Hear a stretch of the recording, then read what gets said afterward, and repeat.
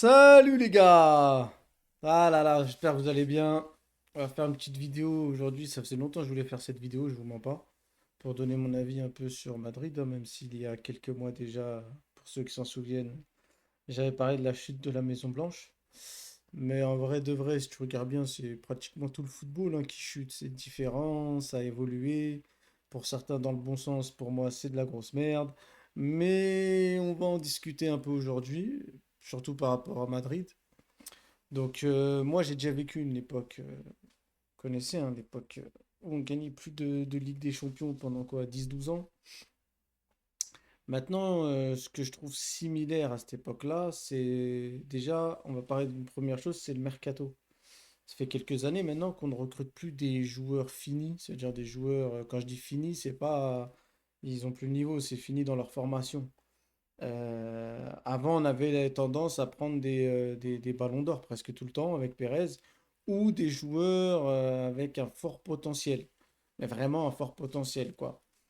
Et, et à cette époque-là, les joueurs de 17, 18, 19 ans, c'était des mecs, tu y penses même pas. Ils doivent faire leurs preuves et ils arrivent au Real Madrid à 23, 24, 25 minimum. Maintenant, le truc, c'est qu'aujourd'hui, il y a un gros déficit, à mon sens en tout cas, technique dans les joueurs. Ce qui fait que même si tu veux acheter un joueur, tu es obligé de ne pas l'acheter seul en fait. C'est-à-dire quand on regarde les équipes dont tout le monde parle, pour la plupart des gens, les grosses équipes, pas pour moi, parce que pour moi je trouve que le niveau est faible en fait. Ce qui fait aujourd'hui que tu peux considérer telle ou telle équipe comme une grosse équipe, c'est surtout parce que les autres sont nuls plutôt que parce qu'ils sont forts. Et on voit d'ailleurs dans les gros matchs, que ce soit Arsenal, Paris, Bayern, on voit leurs lacunes et c'est trop visible. Bref, en tout cas, que tu regardes les milieux de terrain ou les défenseurs centrales de chaque équipe, tu es obligé en fait maintenant En fait, quand tu veux acheter un milieu de terrain aujourd'hui, tu ne peux pas avoir une équipe avec un excellent milieu de terrain et puis un autre et deux autres moyens qui vont apprendre à jouer pour devenir excellent. Non, la seule méthode pour que ça fonctionne, il faut que les trois soient bons en fait. Il faut que les trois soient bons et que les trois soient dans le même délire. Parce qu'aujourd'hui, on a un jeu un peu différent, un jeu de possession, un jeu de position même, je dirais, parce que même, je dirais, le truc premier pour moi, c'est la position des joueurs. Que ce soit dans un pressing ou dans autre, si tu sais te positionner sur le terrain pour récupérer la balle assez rapidement et assez haut, ce que font la plupart des grosses équipes maintenant, bah, c'est comme ça que tu gagnes les matchs. Mais le problème, c'est que à Madrid, tu ne peux pas faire ça. Ça veut dire que tu ne peux pas te positionner dans un mercato où en vrai tu ne peux pas acheter qui tu veux comme tu veux parce que on va pas le rappeler, mais pour ceux qui savent, la première ligue, etc., etc., c'est pas le même business. Donc maintenant, tu ne peux plus acheter trois quatre joueurs à des prix exorbitants. Genre, tu peux plus, t'es plus à l'époque où tu pouvais faire CR7 et Kaka. Ça, c'est les aléas du direct. Reste calme, toi. Donc ouais, je disais quoi? Je disais ouais, tu peux pas acheter des joueurs en même temps, tu vois. Désolé, des fois, il y a des poils de chat qui restent sur mes habits. Mais quand Pérez reprend le Real et qu'il achète Kaka et CR7, ça, c'est une époque, elle est révolue. C'est-à-dire que maintenant, tu dois acheter un joueur, un, parce que tu n'as pas les moyens. Les prix ont complètement... c'est n'importe quoi, faut pas se mentir, hein, c'est n'importe quoi les prix des joueurs aujourd'hui. Et du coup, aujourd'hui, tu veux un bon joueur. Je dis même pas un extraordinaire joueur, juste un bon joueur, c'est 100 millions de dollars. Là, je parle en dollars, moi. Donc c'est impossible. C'est impossible. Et quand tu es dans une équipe comme le Real aujourd'hui où tu as besoin de beaucoup de joueurs à beaucoup de postes, tu ne peux pas. Maintenant, j'entends qu'en 2026, apparemment, euh, ils vont essayer de vendre des joueurs. Mais à quel prix? Parce que tu vas vendre des joueurs déjà, vu qu'on n'a que des joueurs moyens et avec une saison aussi dégueulasse, à moins d'une Coupe du Monde extraordinaire, tu vas vendre des joueurs à des prix bas. Faut arrêter de s'inventer des vies. Même Vinicius, pour ceux qui parlent de Vinicius, pour les vieux fous qui connaissent rien au football et qui parlent de Vinicius, tu le vends combien à un an de son contrat? Il te rapportera plus en restant un an et partir libre, je crois, avec la vente de maillots, etc. de ces dernières années, que en prix de transfert. Donc voilà, c'est chaud. Franchement, c'est chaud. Et les gens qui pensent que on va avoir un mercato 2026 de ouf, j'ai juré, vous êtes à l'ouest. Impossible. D'ailleurs, on vient d'apprendre ces derniers temps que, apparemment, que le club est endetté. Vous croyez quoi? Vous croyez on va. Donc, on a des dettes de, on va dire, vas-y, je dirais un montant vite fait, on va dire 100 millions. On a des dettes de 100 millions ou 200 millions. J'arrive à vendre des joueurs. Parce qu'en fait, les fins de contrat, les salaires, c'est annuel. C'est-à-dire 24 millions à l'année, tu les économises pas d'un coup. Tu les économises en économisant 2 millions par mois, tu vois, c'est des maths. Donc c'est pas 24 millions qui rentrent dans tes caisses tout de suite, tout de suite. Pour que tu les sentes et que tu sentes que tu as économisé. Surtout si tu achètes d'autres joueurs et que tu leur verses 12 millions. Donc au final, ça sert à rien. Compter les départs, ça sert à les départs gratuits fin de contrat, ça sert à rien. Maintenant, si tu vends des joueurs et que tu as une dette, première chose que tu devrais faire normalement, c'est de rembourser cette dette. Derrière, euh, même si tu achètes des joueurs avec l'argent que tu récoltes, et moi franchement j'y crois pas du tout, tu ne peux pas acheter de grosses stars. Je pense qu'il va quand même en prendre une, un Rodri ou je ne sais pas quoi, même si je sais même pas si Rodri viendrait, parce que en fait aujourd'hui je sais même pas quel joueur viendrait au Real Madrid. Et c'est pour ça que je pense qu'il est préférable de quitter le Real. Et je vais revenir sur Vini là-dessus, mais je pense qu'il est préférable aujourd'hui pour un joueur de foot, en tant que joueur de foot, pas nous les supporters, de quitter le Real. Donc voilà, donc je vois pas qui va venir dans un Real malade. À moins que tu prennes un mec qui est pas dans une comme Guimarães, parce qu'il joue à Newcastle ou des choses comme ça, ou un mec d'Arsenal, ou quand même il y a un step, même si l'équipe est pas bonne en ce moment du Real.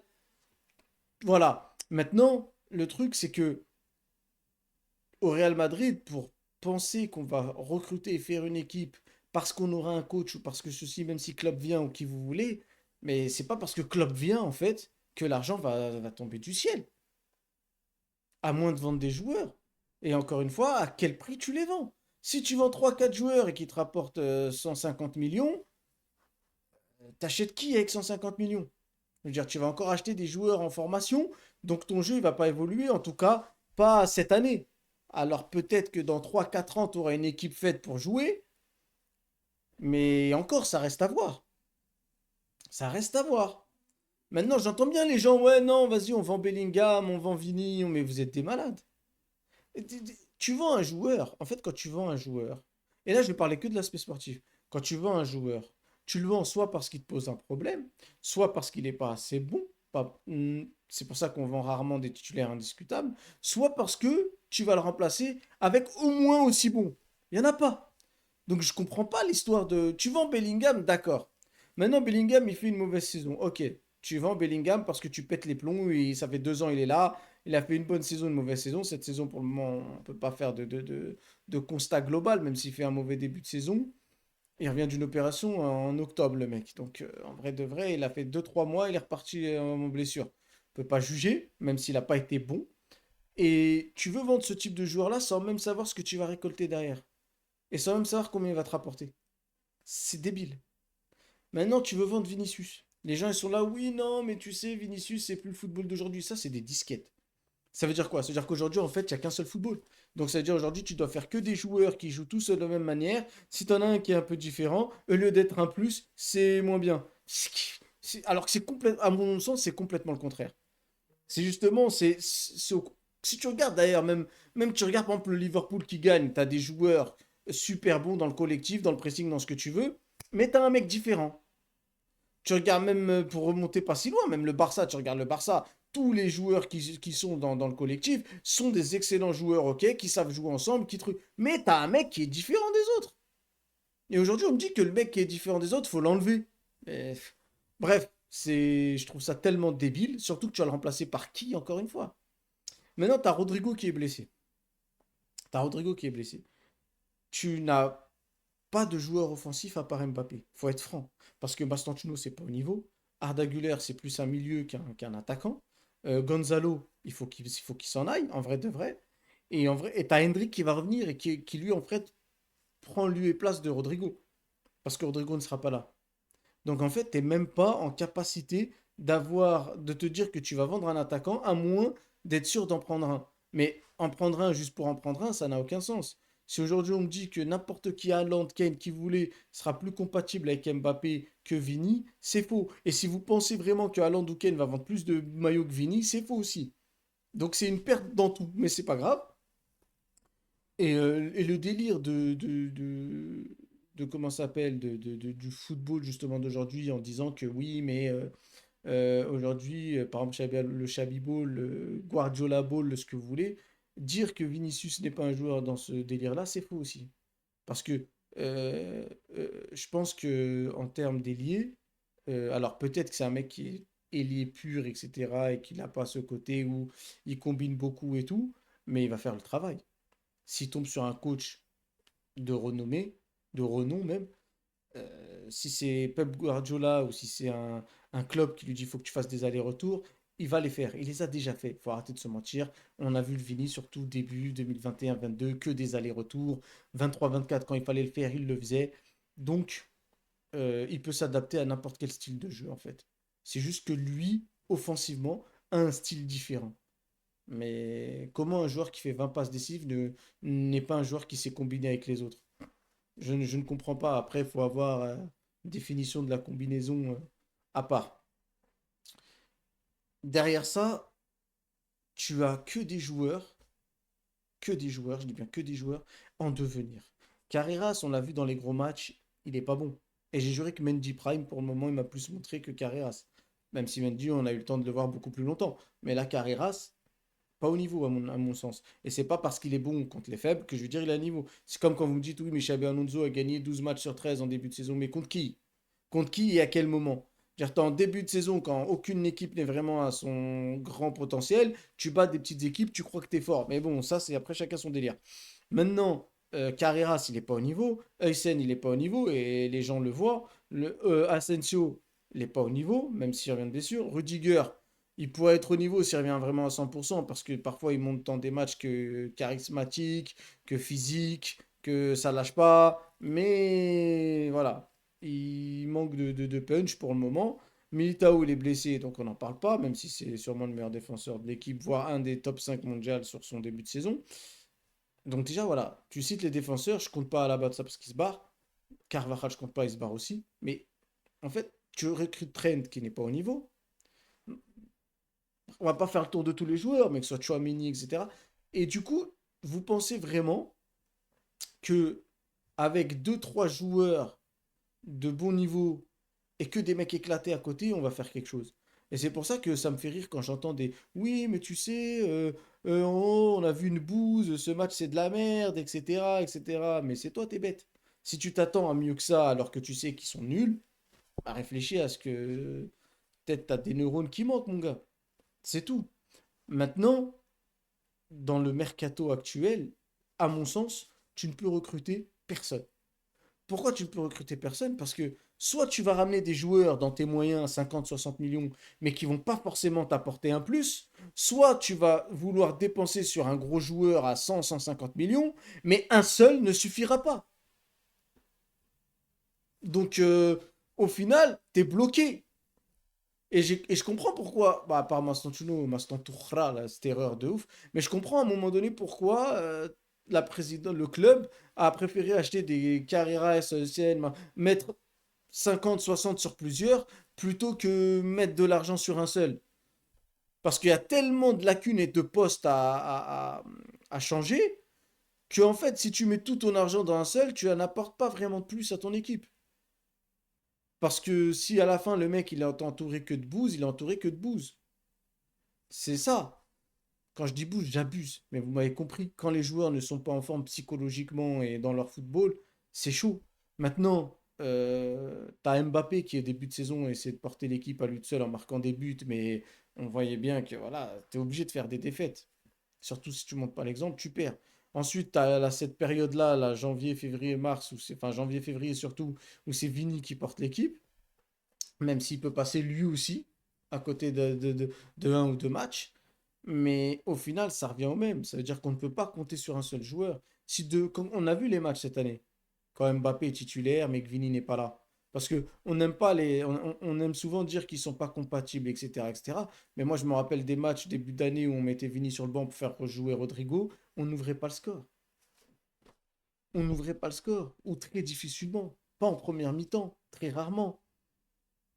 Donc, à un moment donné, euh, ça prouve bien que le collectif, c'est pas juste se dire, ouais, mais il faut que Vini montre l'exemple quand Mbappé est pas là, et qu'il soit au top, et il faut que Mbappé montre l'exemple et son niveau quand Vini ou Rodrigo n'est pas là. Eh non, les gars, c'est pas comme ça. C'est pas un joueur, c'est pas en fait en te basant sur un seul joueur sans compter tout ce qui l'entoure que tu crois que c'est la vie. Ça veut dire quoi? C'est-à-dire si demain Vini est absent et qu'Mbappé fait un mauvais match, on va dire ouais, il est nul, il aurait dû montrer l'exemple. Mais frère, les 10 mecs qui l'entourent sont pas au niveau, c'est pas de sa faute. Maintenant, si Vini demain, c'est Mbappé qui est pas là, c'est le même constat. Dire Arda est nul, que Mbappé soit devant ou qu'Mbappé soit pas là, il est devenu nul, il est nul. Tu veux faire quoi? Brahim Diaz qui a été titularisé, il est nul. Tu veux faire comment? C'est tout. C'est pour ça que je vous dis que si vous comptez sur le fait qu'on va recruter un coach la 2026, qu'on va changer l'effectif en 2026, vous rêvez. Vous rêvez, il y a trop d'endroits où tu dois changer. Si on n'est pas des millionnaires, des milliardaires plutôt. Frère, surtout en termes de transfert. Moi, je pense que même si Klopp il vient, il va décider des joueurs qu'il veut garder en première année, je pense. Et peut-être faire un ou deux transferts, mais ce ne sera pas des transferts à 100 millions par tête. Donc, franchement, moi, je pense que la première année, si Klopp vient, ou peu importe le gros coach qui viendra, ça va être de la négoce. Il va être là assis avec le président, dire voilà, moi je m'intéresse à ça, ça, ça. Le président va dire oui, mais ça, c'est cher. Ou essaie de t'intéresser à des joueurs pas chers, ou ils vont se dire ça même avant le. Même ils en parlent même avant qu'ils signent. Ils disent écoute, nous on a un budget tata, et voilà. Parce que ça va être comme ça en fait. Ils vont pas lui donner un budget limité s'ils disent qu'ils sont endettés. Maintenant, moi, c'est. Voilà, c'est. En plus, quand tu imaginais prendre de l'argent avec Rodrigo, que tu vas pas le prendre, c'est compliqué. Quand tu as Hendrick qui revient de prêt, euh, je sais pas d'où ils vont sortir l'argent. Et j'y crois pas trop. Maintenant, faut comprendre un truc. Pourquoi je dis c'est la chute de la Maison Blanche et que j'en reviens à mon introduction du début, c'est que le truc, quand les Galactiques sont partis, on a vécu exactement la même chose. C'est-à-dire qu'on n'investissait pas sur des gros noms, tu vois. On n'investissait pas sur des gros noms, donc on a fait une équipe moyenne, une équipe niveau euh, Dortmund par exemple, tu vois, avec des joueurs moyens, moyens plus, et on gagnait pas. On gagnait une Liga par-ci par-là, on a dû gagner peut-être 3 Ligas en 10 ans. Euh, c'est tout. C'est tout. Sachant qu'aujourd'hui, le niveau est tellement faible qu'en fait, tu t'en rends compte parce que à cause du niveau des grandes équipes. Quand je regarde Manchester City jouer, quand je regarde Arsenal jouer, les clubs qu'on nous vend comme du rêve, quand je regarde le Bayern jouer, il y a trop, trop, trop de lacunes. Trop, c'est abusé. Franchement, c'est abusé. Moi, je trouve que c'est abusé. Peut-être celle où je vois un peu moins de lacunes, c'est le Bayern, mais le problème, c'est que le Bayern, ça fait 20 ans qu'ils jouent dans un championnat qui est complètement déséquilibré. Eux, c'est pour ça que c'est dur. Mais pourtant, quand tu regardes Bayern Arsenal cette année, tu vois les lacunes tout de suite du Bayern. C'est pour ça que je vous dis, pour moi, le niveau est faible. Le niveau est faible, que ce soit des petites équipes, des moyennes équipes ou des grosses équipes, c'est faible. Et c'est peut-être pour ça qu'on voit les gros trop gros et que les petits, on les voit très très petits aussi. Mais moi, je vous le dis, si vous attendez un 2026 de ouf, j'y crois pas du tout. Je vois pas qu'est-ce qui aura changé en un an. Donc ça veut dire quoi? C'est-à-dire qu'on n'achète rien. On fait rien d'exceptionnel. On n'achète que des joueurs moyens. On gagne aucun trophée, parce que c'est peut-être là où on se dirige, même si je pense que c'est encore faisable en Liga. On gagne aucun trophée, mais on a de l'argent pour acheter plein de joueurs du jour au lendemain. Eh non, les gars, réveillez-vous. Réveillez-vous, c'est impossible. Franchement, c'est impossible. Pour moi, c'est impossible. C'est un non-lieu, carrément. Voilà, moi c'est ça, c'est ma vision. Je pense vraiment qu'on va pas aller loin même l'année prochaine. Je pense vraiment, et je l'ai dit en octobre ou novembre dans le Libre Antenne avec du JDR avec Riles, je leur ai dit direct que c'est la chute de la Maison Blanche, les gars. Et je le pense toujours. Je le pense toujours. Maintenant, le seul truc un peu positif, c'est comme le niveau est faible, tu peux peut-être prendre une Liga de temps en temps comme on l'a fait à l'époque. Mais et même une Ligue des Champions, parce qu'en vrai de vrai. Le niveau est tellement éclaté. Quand tu regardes des Bodo Glimt sortir l'Inter, frère, tu veux faire quoi?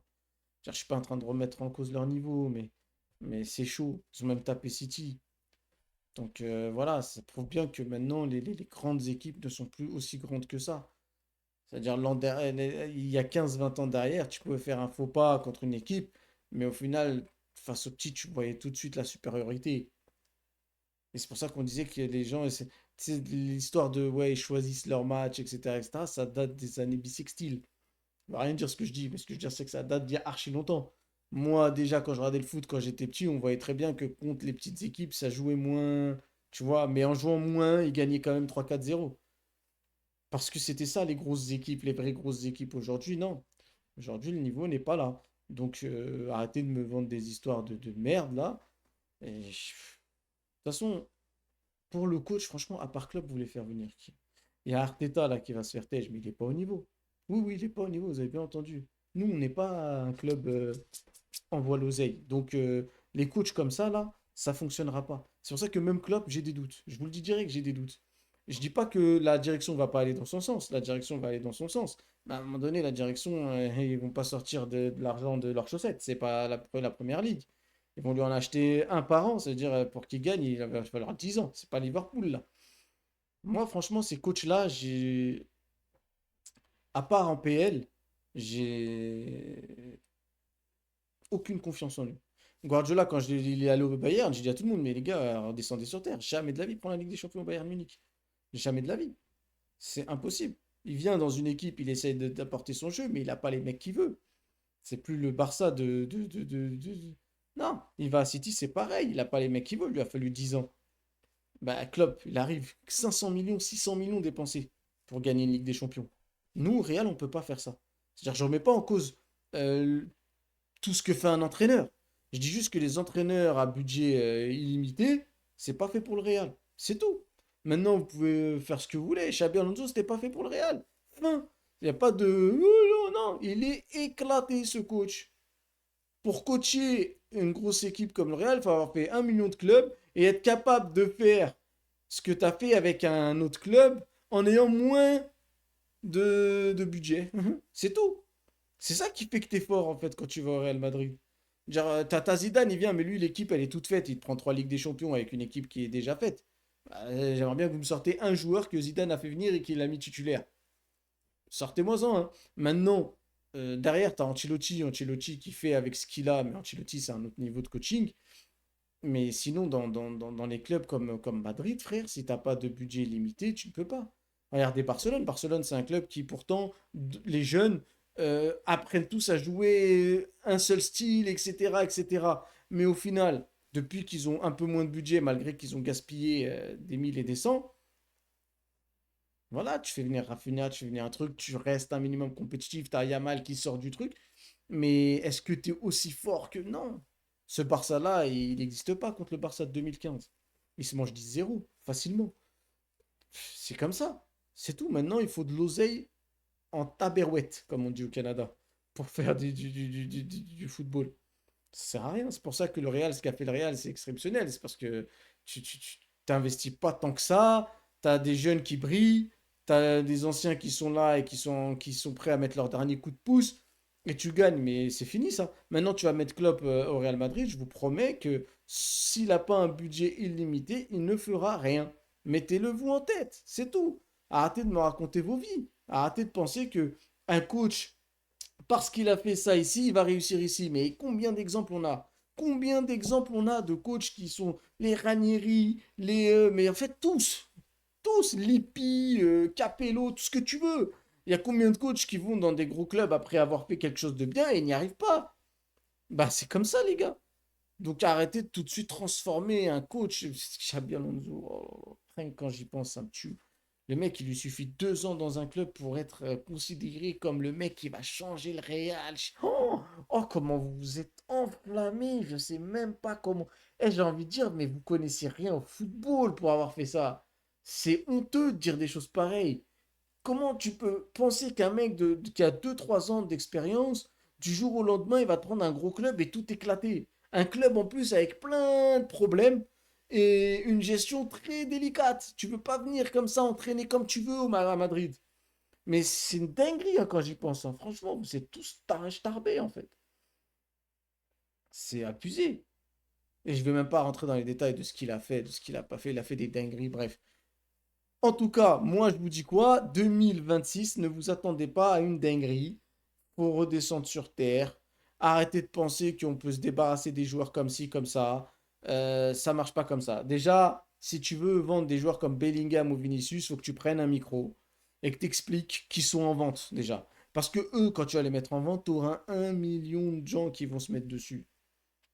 C'est même plus qu'une question de football aujourd'hui, c'est une question d'oseille. Imaginez un Vinicius qui signe à Chelsea, Arsenal, Manchester United ou quoi, mais sur la tête de d'OM, c'est une dinguerie son nom.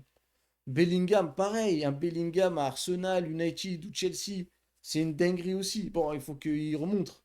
Là, Vini a un peu de chance parce qu'il remonte des choses et après, à la Coupe du Monde. Donc peut-être ils vont tous briller en Coupe du Monde et ça va les aider.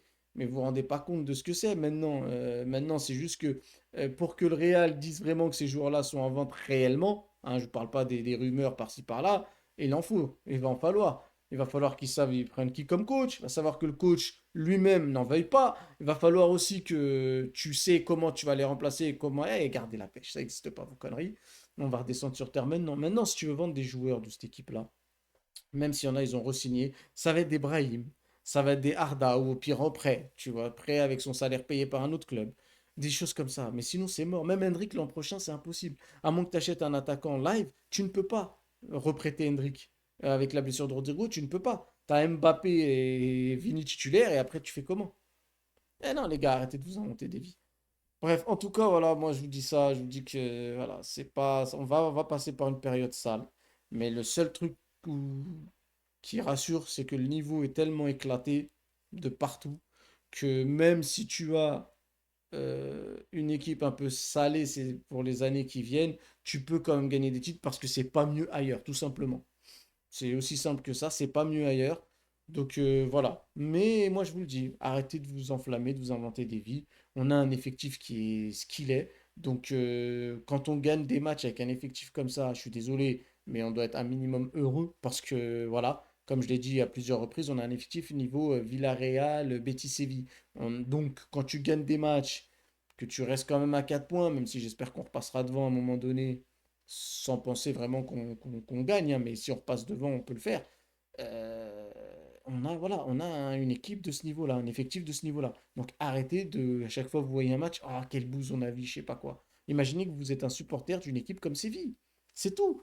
Donc quand tu gagnes et que tu arrives à arracher 3 points à la dernière minute, moi crois-moi bien que le but de Valverde, je l'ai fêté. Bah oui, peut-être ça aussi être supporter, hein, vu qu'apparemment moi je suis pas supporter et que vous l'êtes, c'est bizarre quand même. En tout cas, voilà, les gars, petite vidéo freestyle pour parler un peu du Real Madrid et donner un peu mes idées.